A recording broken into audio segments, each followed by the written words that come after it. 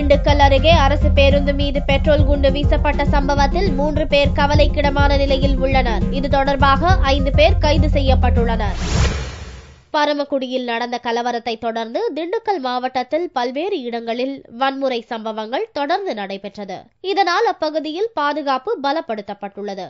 இந்நிலையில் திண்டுக்கல்லில் இருந்து அரசு பேருந்து ஒன்று கம்பம் சென்று கொண்டிருந்தது. பேருந்து வத்தலகுண்டு அருகே வந்து கொண்டிருந்த போது மர்ம கும்பல் ஒன்று பேருந்து மீது பெட்ரோல் குண்டு வீசியது. இதனால் நிலை தடுமாறிய பேருந்து அருகில் இருந்த பள்ளத்தில் கவிழ்ந்தது. இந்த சம்பவத்தில் படுகாயமடைந்த பயணிகள் 3 பேர் ஆபத்தான நிலையில் மதுரை ராஜாஜி மருத்துவமனைக்கு அனுப்பி வைக்கப்பட்டனர். மேலும் காயமடைந்த மற்ற பயணிகள் சிகிச்சைக்காக திண்டுக்கல் மருத்துவமனையில் அனுமதிக்கப்பட்டுள்ளனர். இந்த சம்பவம் தொடர்பாக பழைய வத்தலகுண்டு பகுதியைச் சேர்ந்த மலர்வண்ணன், உதயகுமார், ராஜா, உமா மகேஸ்வரன், பூமிநாதன் உட்பட 5 பேரை போலீசார் கைது செய்துள்ளனர். பெட்ரோல் குண்டுவீச்சு சம்பவத்தை தொடர்ந்து வத்தலகுண்டு பகுதியில் பாதுகாப்பு பலப்படுத்தப்பட்டுள்ளது.